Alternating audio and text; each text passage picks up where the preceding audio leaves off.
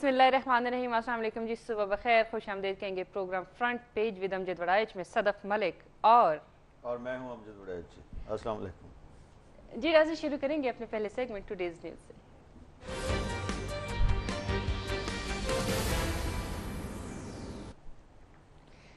जी वड़ाइच साहब, नवाज शरीफ 2/3 अक्सरियत से तीसरी बार वजीर आजम मुंतखब। 244 वोट मिले, हलफ उठा लिया। अमीन फहीम 42 और जावेद हाशमी ने 31 वोट लिए। मसाइल का चैलेंज कबूल, कौम से कुछ नहीं छुपाऊंगा, ना ही ख्याली जन्नत दिखाऊंगा। देखिए, इस पे हमारे जो न्यूज़ पेपर्स ने हेडलाइंस लगाई हैं, थोड़ा सा मैं उनको अगर मेंशन कर दूं, चूंकि उनकी जो स्पीच थी, ये तो है चलें 244 मीन्स 2/3 मेजॉरिटी, जो उनको वोट मिला है वो 2/3 है सही हाउस में। अब उसमें जेशुआई भी है, उसमें एमकेएम भी है, जो अभी तक किसी गवर्नमेंट का हिस्सा नहीं है, ना सूबे में ना मरकज में, और भी उसमें कई सियासी जमातें हैं जिन्होंने अल्लाह के नाम पे उनके बगैर कहे उनको वोट दिए हैं सवाब हासिल करने के लिए। अच्छा। कि ज़ाहिर है जिसके पास ताकत हो उसको जरा वोट छोड़ दें तो सवाब भी हासिल होता है।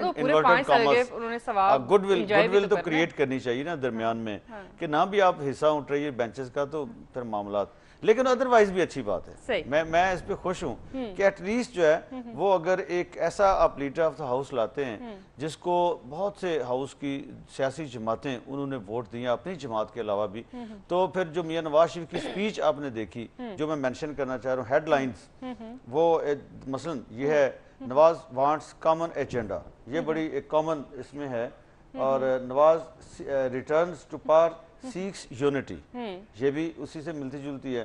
एक में उन्होंने ड्रोन को, उनके chapter of drones be close now, ये उनकी इस बात को ज्यादा हाईलाइट किया है। और इस तरह मुख्तलिफ जो न्यूज़पेपर्स हम देख रहे हैं उनमें एक में उनको इस चीज़ को ज्यादा किया गया कि नवाज मेक्स हिस्ट्री, वो उनका जाहिर है जो तीसरी दफा वज़ीर आज़म बनना है इस तरीके से, और ये पहली दफ़ा हुआ है, बात की जा रही है कि जी एक वज़ीर आज़म जिसको फ़ौज ने निकाला वही वज़ीर आज़म खुद वापस दोबारा जदोजहद करके और जैसे भी हालात से लड़ते भिड़ते वो वापस पावर में आ गया और फिर वज़ीर आज़म बन गए। ये पहली दफ़ा हुआ है। लेकिन अगर पॉलिटिकल पार्टी के लिहाज से देखा जाए तो पीपल्स पार्टी इससे पहले कम बैक कर चुकी है। उसको पीपल्स पार्टी को भी निकाला गया 77 में, उनका जो चेयरमैन था उसको फांसी लगा दी गई, लेकिन इसके बावजूद उस पार्टी ने जदोजहद की और वो भी वापस आ गए 88 में, दोबारा पावर में आ गए, और फिर उसके बाद बार बार आते रहे। 93 में भी आए, फिर 2008 में भी आए, 3 दफा उसके बाद उन्होंने वो पावर में आए।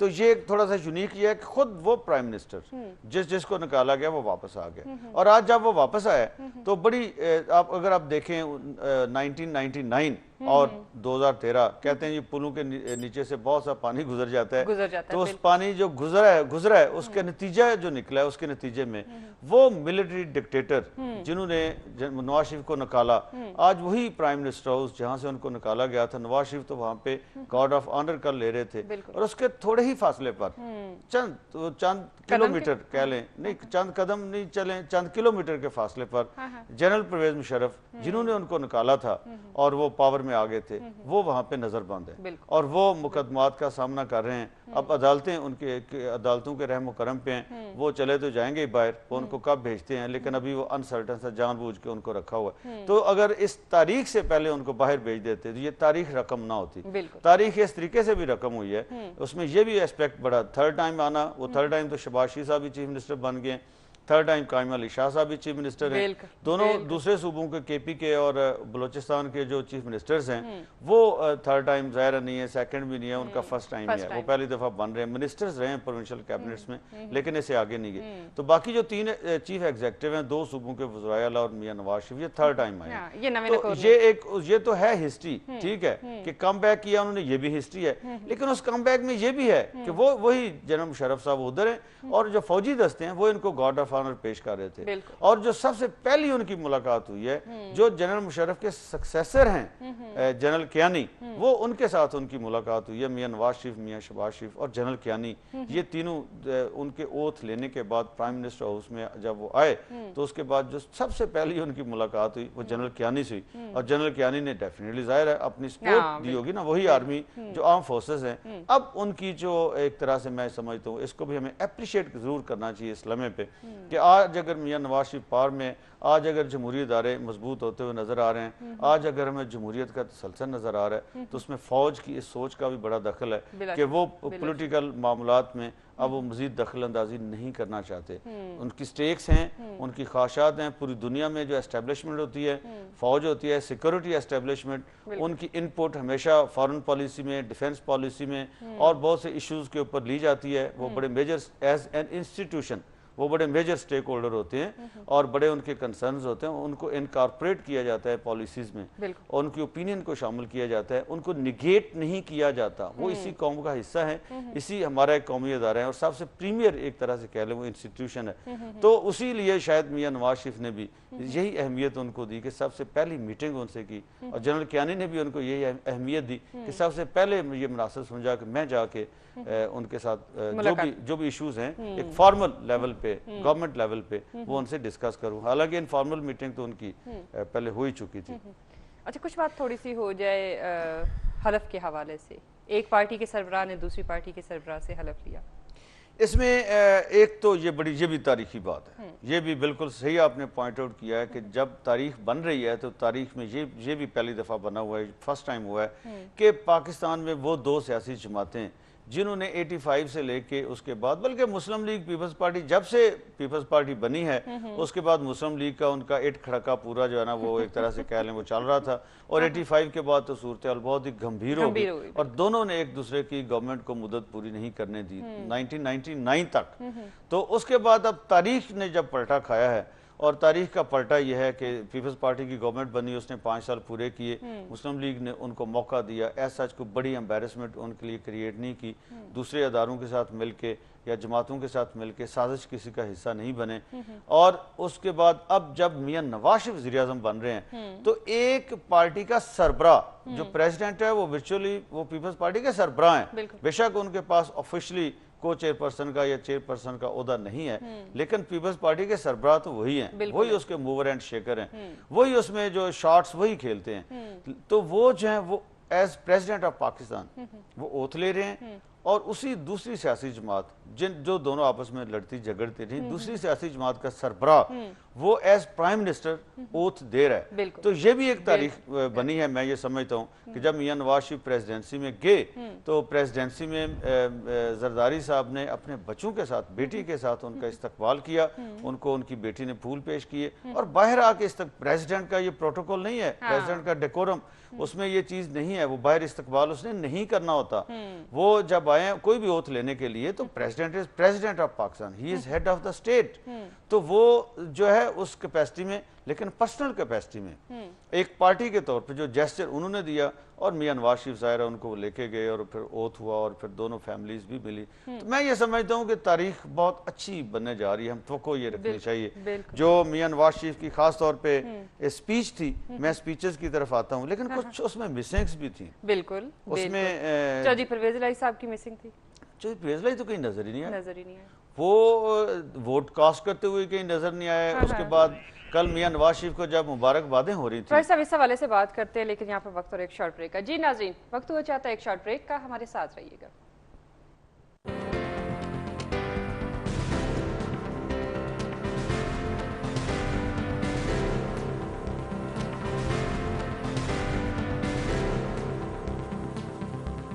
वेलकम बैक नाज़रीन। जी वड़ाई साहब, जी इसमें हम बात कर रहे थे मिसिंग्स की। आपने पॉइंट आउट किया कि चौधरी परवेज इलाही और उनके जो दूसरे एमएनए हैं काफली के तारिक बशीर चीमा, वो इस पूरे प्रोसेस में कहीं नजर नहीं है। एक मंजर और कल जो कौमी असम्बली में था वो ये था कि देखें शेख रशीद और मियां नवाज शरीफ, शेख रशीद के बारे में इतनी नून लीग के अंदर रिएक्शन था, सारा कुछ था और वो उनको ज़िमनी इलेक्शन भी में हरवाया गया और मियां नवाज शरीफ ने कहा कि इनको नहीं लेना मैंने पार्टी में, बाकी सबको ले लूंगा। लेकिन शेख रशीद ने जैसे तैसे इमरान हम मिला के उन्होंने वो दोबारा असेंबली में आ गए हैं। जावेद हाशमी ने उनको छोड़ा और जाके दूसरी जमात के प्रेसिडेंट बन गए और उस जमात ने सबसे मेजर सीरियस थ्रेट मुस्लिम लीग नून को पोज कर दी पीटीआई ने, बिल्कुल, और उनको चैलेंज, और खास तौर पे जो उनकी अर्बन डोमेन है मुस्लिम लीग नून की, उसमें पीटीआई सबसे बड़ी मेजर उनकी चैलेंजर थी, उसके वो प्रेसिडेंट है। तो इस तरीके से और भी दूसरी सियासी जमातें हैं। लेकिन कल ये बहुत अच्छा एक तरह से मुझे नज़र आ रहा था कि तकरीबन तमाम सियासी जमातें, बल्कि तकरीबन क्या तमाम ही सियासी जमातें, उन्होंने मियां नवाज शरीफ को जब उनका वो हो गया, अनाउंसमेंट होगी, तो आके मुबारकबाद दी, उनको मिले। हाँ, ये पता चल रहा था कि कुछ लोग हैं जिनको मियां नवाज शरीफ सिर्फ हैंड शेक कर रहे थे और कुछ के साथ वो गले भी मिल रहे थे, कुछ के साथ गले मिल रहे तो हाफ हार्टेडली जैसे होता, फासला रख के ऐसे थोड़ा सा वो दिया, भी दूसरे बंदे ने जबरदस्ती गले मिलने की कोशिश की, उन्होंने थोड़ा सा डिस्टेंस रख दिया।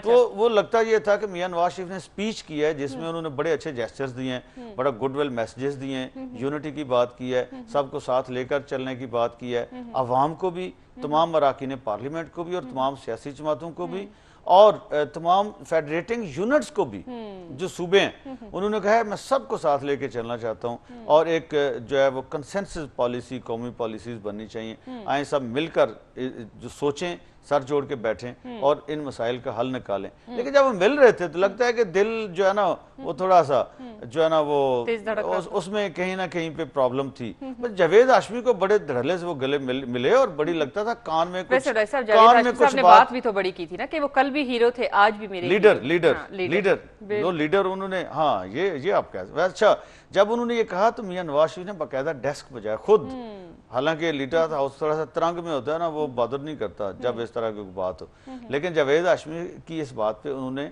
डेस्क बजाया। तो आप कह रही हैं कि इसी एक बात ने वो सारी जो पिछली दिलों की कुदूरतें थी वो दूर करती, तो वो जो है ना ठीक हो गई। तो बहरहाल ये है कि उस सब में हुआ, उसमें भी आप ये कह लें कि ये जो अपना काफ लीग वो कहीं नजर नहीं आई, कुदूरतें वो भी चीमा कहीं नजर नहीं आए, तो फिल वक्त MQM और फजल रहमान भी तो कहीं नजर नहीं आ रहे, वो गवर्नमेंट में कहीं नजर नहीं। वो इस तरीके से है, वो ऐसा है कि इस वक्त देखें आपके चारों सूबों में 4 मुख्तलिफ सियासी जमातों के वुज़राए आला आएंगे या आ रहे हैं या आ ही गए हैं ना, समझे, बलोचिस्तान में भी आ ही गए ना।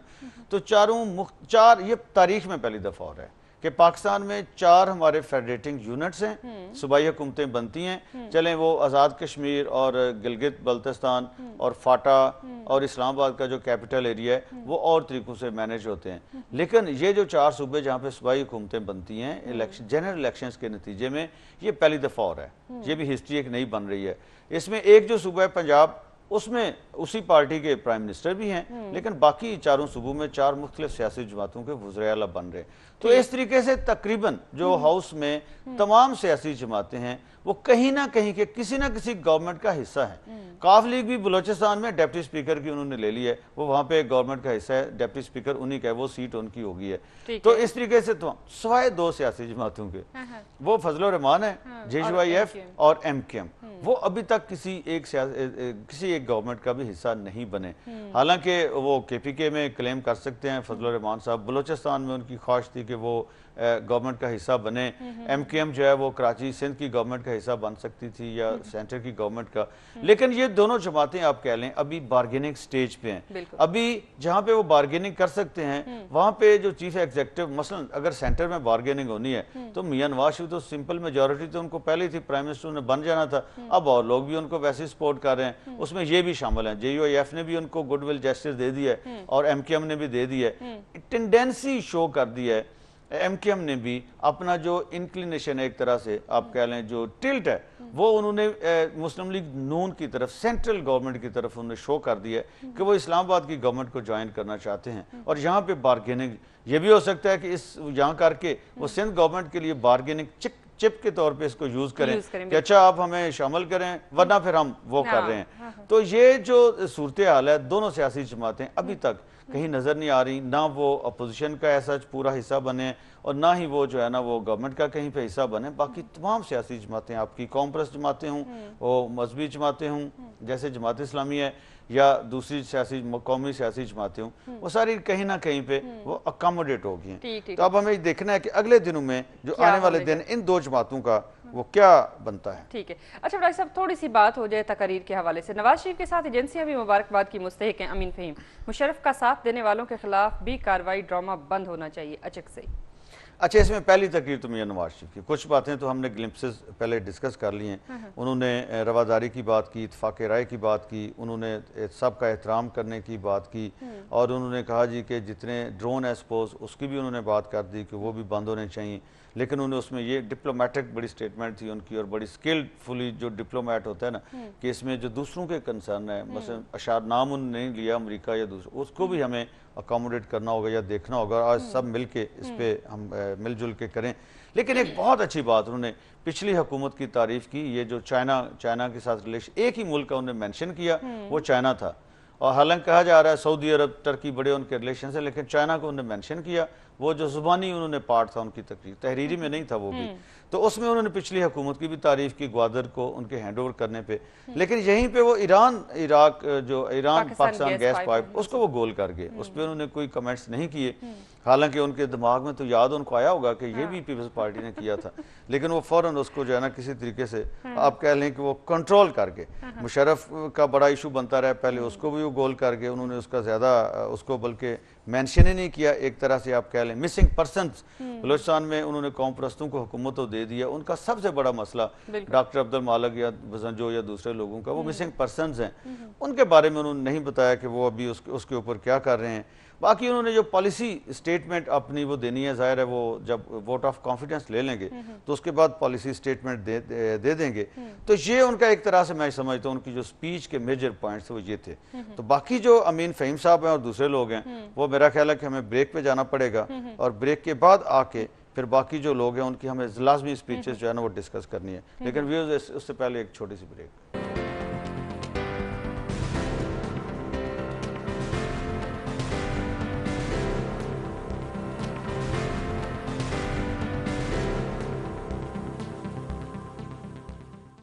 वेलकम बैक नाज़रीन। जी वड़ाई साहब, अच्छा, इसमें आप अमीन फ़हीम साहब की स्पीच को मेंशन कर रही थी। एक बात मैं टाइम चूंकि हमारे पास थोड़ा है, अमीन फ़हीम, जावेद हाशमी, फजल रहमान तीनों ने अपनी स्पीचेस में एक जो इलेक्शन के बारे में नताइज पर उन्होंने तहफ़्फ़ुज़ात का इजहार किया छुपे लफ्ज़ों में, बिटवीन द लाइन्स। और ख़ास तौर पे अमीन फ़हीम साहब ने तो बड़ी वो ऐसे लगता है बड़े शेकी हुए हैं, बड़े कंफ्यूज हैं, उन्हें कुछ पता नहीं चल रहा कि वो क्या कहना चाहते हैं। वो कंप्लेंट उनकी मियां नवाज शरीफ से है या इलेक्शन कमीशन ऑफ पाकिस्तान से है या एजेंसी से है या अपनी पार्टी उससे है। उससे भी उन्होंने अपने बेटे की वजारत आला की बात की और मुज़ाकरात की बात की, और जो मैसेजेस एजेंसी या एस्टेब्लिशमेंट से आते रहे वो उन्होंने बीच में रेफरेंस भी दिया। तो उनको शिकायत पता नहीं किससे थी, क्योंकि उनके बेटे को वज़ीर आला तो जरदारी साहब ने बनाया था। तो इसका मतलब ये क्या कह रहे हैं कि जरदारी साहब ने एजेंसियों के साथ मिलकर साजिश की, या ये कह रहे थे मैं एजेंसियों के साथ मिला हो तो उन्होंने मुझे कहा कि बेटा वज़ीर आला बनेगा, मेरी पार्टी ने नहीं उसको बनाया। तो बहरहाल कंफ्यूज थे। तो हम जब ये एक ब्लेम गेम जो है मेरा ख्याल है कि थोड़ी सी उसको अब जो है ना वो छोड़ना चाहिए। थोड़ी सी तलखी उस माहौल में उसके नतीजे में नजर आई। जो फजल रहमान साहब की स्पीच थी उसमें उन्होंने बहुत ज्यादा जोर उनका, एक तो बड़ी अच्छी उन्होंने बात की। उन्होंने कहा जी पाकिस्तान के आइन की, पाकिस्तानी स्टेट की 4 बुनियादें हैं। एक उसकी बुनियाद जो है वो इस्लाम है, दूसरी जमहूरियत है, तीसरा वफाकी निज़ाम है, और जो चौथा है वो इस्लाम, जमहूरियत, वफाकी निज़ाम, और चौथा पार्लिमानी निज़ाम। ये उन्होंने बात की, बड़ी अच्छी बात है। लेकिन साथ ही उनकी स्पीच अगर आप देखें तो उन्होंने बड़े ढके छुपे अंदाज में उन्होंने रिलीजियस मिलिटेंसी को जस्टिफाई करने की कोशिश की। और उन्होंने बात जो की, उन्होंने कहा जी दूसरे लोग जो लिबरल आइडियोलॉजीज की बात करते हैं, वो जो उन चीजों को प्रैक्टिस करने की बात करते हैं, वो कहते हैं जी उनको तो कोई कुछ नहीं कहता, वो बड़े मुहिब वतन है। और वो लोग जो ये कहते हैं कि इस कॉन्स्टिट्यूशनल फ्रेमवर्क में, ये मैं लफ्ज यूज कर रहा हूं, उनकी जो सारी बात हुई ये थी कि इसमें उनके मसाइल का हल नहीं है, उनको आप जो कहते हैं ये मिलिटेंट्स है। लेकिन एक बात इसमें फजल रहमान साहब को मैं कहना चाहूंगा कि ये कॉन्स्टिट्यूशनल फ्रेमवर्क में रह के आप कोई भी जदोजहद करते हैं, ये आपका आईनी हक है, कानूनी हक है, और हर तरह से ये मुआशरा आपको ये हक देता है हर एक को कि वो अपने लिए जदोजहद करे अपनी आइडियोलॉजी के मुताबिक, लेकिन कॉन्स्टिट्यूशनल फ्रेमवर्क में रह के।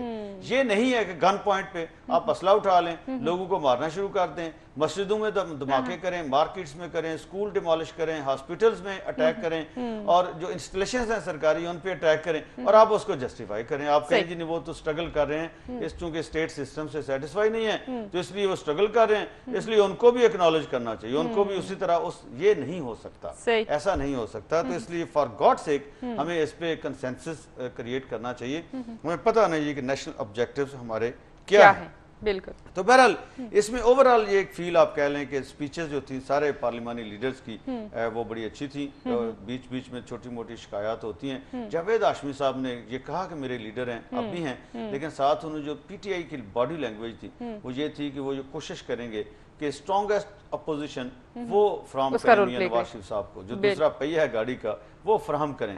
तो ये मुझे लगता है कि शायद ऐसा हो। पीपल्स पार्टी को थोड़ा सा वो फ्रेंडली का अलाउ नहीं करेंगे, वो बीच में अपना पूरा जो है ना वो अपोजिशन अच्छी देने की कोशिश करेंगे। मुझे लगता है कि स्ट्रॉन्गेस्ट अपोजिशन जो है वो कौमी असेंबली में वो इनकी होगी। अचकज़ई साहब की स्पीच जो है ना वो मैं समझता हूँ सबसे क्लासिक और जबरदस्त स्पीच थी। उन्होंने जो बात की बिल्कुल यूनिक बात की और बहुत ही वो अप्रिशिएट की जानी चाहिए। वो ये बात उन्होंने कहा कि जितने मिलिट्री रूलर्स आए हैं, जितनी जजेस ने उनको सपोर्ट किया है और जितने और लोगों ने उनको सपोर्ट किया है, उन सबको कंडेम किया जाना चाहिए।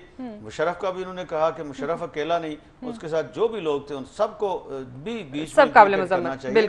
और उन्होंने कहा कि वो लोग जिन्होंने अपोज किया और जजशिप छोड़ दी, जब अयूब खान आए, जिया आए, मुशर्रफ आए, यहिया खान उससे पहले आए, तो जब भी जो है वो लोग जजेस जिन्होंने उसको छोड़ दिया और ओथ नहीं लिया अंडर मिलिट्री रूल, वो तारीख की राहों में कहीं गुम हो गए हैं। हमें उन लोगों को, उन ब्यूरोक्रेट को, उन जजेस को और वो लोग जिन्होंने अपोज किया मिलिट्री डिक्टेटरशिप को, उनको एक्नॉलेज करना चाहिए, उनको रिकॉग्नाइज करना चाहिए और पार्लियामेंट को उनको रिकॉग्नाइज करना चाहिए। मैं समझता हूँ ये बड़ी जबरदस्त बात है। अगर हम ऐसा करेंगे तो तारीख का एक कर्ज चुका देंगे उन लोगों के लिए जिन्होंने इस कौम के अच्छे जो आइडियोलॉजी है, जमहूरी आइडियोलॉजी, उसके लिए कुर्बानी दी अपनी। उन्होंने तो ये भी कहा कि उनके बच्चों को कंपनसेट करना चाहिए। तो बहरहाल वो हो या ना हो। इस वक्त एक कॉलर हमारे साथ लाइन पर मौजूद है, उसके बाद नेक्स्ट सेगमेंट की तरफ चलते हैं। जी अस्सलाम वालेकुम। जी अस्सलाम वालेकुम वराज साहब। वालेकुम सलाम। सर सना बात कर रही, सर सना बात कर रही हूँ लाहौर से। जी जी जी सना। सर आपका प्रोग्राम बहुत जबरदस्त है और आपके एनालिसिस की बहुत बड़ी फैन हूँ। जी मेहरबानी, थैंक यू। क्या कहना चाहते हैं? सर एक चीज जो कल मैंने नोटिस खुद की, तो मैं चाहती हूँ अगर आप अपने प्रोग्राम के थ्रू इस पे थोड़ा सा बात करें। कल नवाज शरीफ साहब की हल्फबर्दारी का पार्लियामेंट कौमी असेंबली में जो पूरा सेशन चला है, हल्फबर्दारी से लेकर उनके सेरेमनी और ओथ टेकिंग और ये सारी चीजों के एंड होने तक, ठीक है, बिजली बिल्कुल नहीं गई। बिजली बिल्कुल नहीं गई जी, मतलब ये तकरीबन 1 बजे दोपहर से लेकर रात 12-1 बजे तक की मैं बात कर रही हूँ। No load shedding. ठीक है, चलें, थैंक यू वेरी मच। बड़ी बात है, इन्होंने पते की बात की है लोगों को जाना, लेकिन वो हुक्मरान दिखाना चाहते हैं ना अपनी जो इलेक्शंस हो रहे हैं, ओथ हो रहे हैं, कोर्ट ऑफ ऑनर हो रहे हैं, इनका शायद मतलब ये है को सारा कुछ उन्हें दिखाना था, तब बिजली थी, दिखाना मकसूद था, इसलिए बिजली मौजूद थी। ठीक ठीक ठीक जी, नाज़रीन चलते हैं अपने next segment cartoon of the day की तरफ।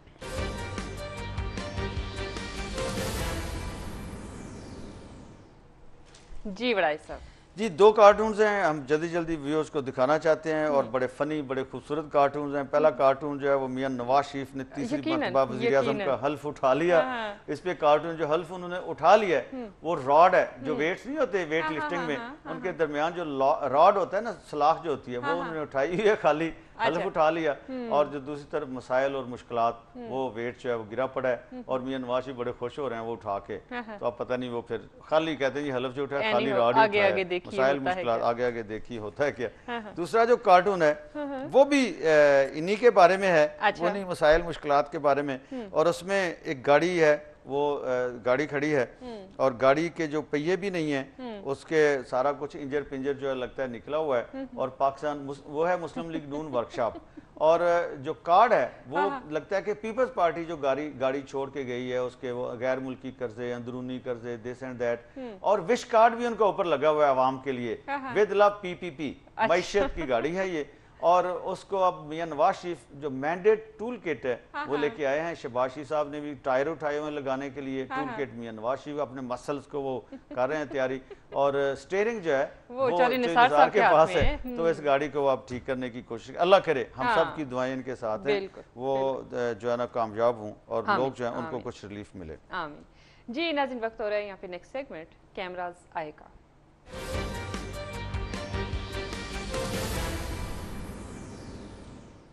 जी वड़ाई साहब, कैमरा साहब में दो तस्वीरें हैं जी। एक तो एक खातून है जो टी स्टॉल उन्होंने रोड साइड के ऊपर बनाया हुआ है, चाय बेच रही हैं। इसको जस्ट मैं अप्रिशिएट करना चाहता हूँ, माई हैट ऑफ, इनको मैं सल्यूट करना चाहता हूँ। पाकिस्तान में 51% खवातीन हैं, अगर वो भी वर्क फोर्स में आ जाएं जैसे तैसे भी और जो भी वो कुछ ना कुछ करें तो पाकिस्तानी मैशत को इसका बहुत फ़ायदा होगा। और मैं समझता हूँ बड़ी एनकरेजमेंट वाली बात है कि इन्होंने ये जुर्रत की है और आके ये चाय बेच रही हैं। इस तरह का बेशुमार काम है जो दूसरों की तरफ देखने की बजाय खुद लोग कर सकते हैं अगर वो करें। मैं हमेशा कहता हूँ पाकिस्तान का मेहनत का सारी मिजरीज के बावजूद हलाल रोज़ी कमाना चाहता है और उसके लिए स्ट्रगल करता है, और वो भी अगर खातून हो तो इससे ज़्यादा फिर क्या अप्रिशिएट उनको किया, मतलब इससे ज़्यादा अप्रिशिएट करने वाली और क्या बात हो सकती है।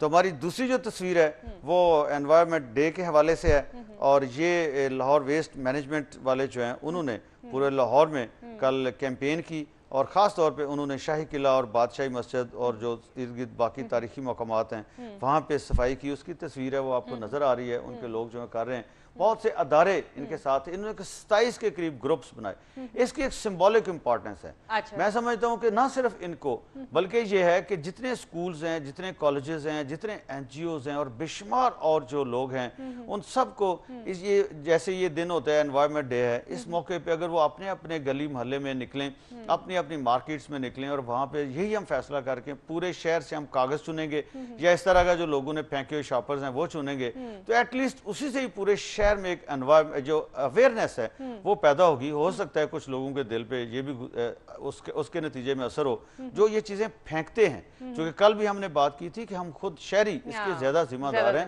गंद ज्यादा हम खुद फैलाते हैं, फिर कहते हैं ये सरकारी इदारे जो हैं वो उस गंद को साफ करें या दूसरे लोग जो हैं उसको साफ करें। तो ये एक बड़ी अच्छी अप्रिशिएट करने वाली बात है, अवेयरनेस क्रिएट करने के पॉइंट ऑफ व्यू से, और इसमें हर एक को अपना हिस्सा डालना चाहिए। हमारे पास 2 मिनट बाकी है जी, तो 2 मिनट में अगला सेगमेंट हमारा क्या है जी? इसमें मैं चाहूंगी कुछ खबरें शामिल कर लूं। फौजिया कसूरी तहरीक इंसाफ को खुदा हाफिज, ये तो कल हमने डिस्कस कर ली थी, वो चलेगी छोड़गी उनको। हाँ, नवाज शरीफ वज़ीर आज़म हाउस, एक मुझे इजाजत है फिर एक मैं बात चले, शायद आप भी वही बात करने लगी हैं। वो ये है कि 11 मई से लेके आज तक रोजाना जो मुस्लिम लीग नून का मीडिया सेल है या उनके जो लोग मीडिया, वो एक ही खबर जारी कर रहे हैं कि मियां नवाज शरीफ रायमेड में तवानाई के ऊपर एक इजलास की सदारत करें, मियां नवाज शरीफ इस्लामाबाद में तवानाई के ऊपर एक इजलास की सदारत करें। सो मच सो कि जब वो वज़ीर आज़म बने हैं तो उसके बाद वज़ीर आज़म हाउस गए तो जो खबरें रिलीज की गई यही खबर के जिन्होंने गार्ड ऑफ ऑनर लिया, आर्मी चीफ से मिले और फिर एक तवानाई के ऊपर एक इजलास की सदारत कर रहे हैं। आज उन्हें लाहौर आने खबर आ रही है कि जाएंगे अपने वाले साहब की कब्र पर हाजिरी देंगे, फातह पढ़ेंगे, मियां नवाज शहबाज शरीफ की ओट टेकिंग सेरेमनी में शिरकत करेंगे और तवानाई के ऊपर एक इजलास की सदारत करेंगे। तो फॉर गॉड सेक तवानाई को इतना ज्यादा इन्होंने लगा दिया है कि अब अगर इस पे कुछ नहीं होता तो ये एक क्वेश्चन मार्क क्रिएट हो जाएगा मियां नवाज शरीफ की कैपेसिटी के ऊपर और एबिलिटी के ऊपर कि इतने इजलास रोजाना कर करके तवानाई के ऊपर ही तो कोई सोल्यूशन वो कौम को नहीं दे सके। तो ये एक क्वेश्चन मार्क इन्होंने इतना ज्यादा इसको प्रोजेक्ट किया है। तो कुछ और भी बताएं, मियां नवाज शरीफ कुछ और भी तो करते होंगे ना, कोई और भी तो मीटिंग इजलास इश्यूज डिस्कस करते होंगे। इस कौम को तो बड़े मसाइल दरपेश है और भी बेशुमार। तो बहरहाल ये कि थोड़ा सा हाथ हौला रखें और उसको और भी चीजें जो मियां नवाज शरीफ कर रहे हैं उनको भी हाईलाइट करें। तवानाई तवानाई तवानाई, अब मियां नवाज शरीफ को कोई सोल्यूशन देना पड़ेगा। बिल्कुल ऐसे। थैंक यू वेरी मच फडाई साहब। जी नाज़रीन, programme front page with Amjad Waraich का वक्त यहाँ पर खत्म होता है। सदफ मलिक और अमजद वड़ाइच को इजाजत दीजिए। अल्लाह हाफिज।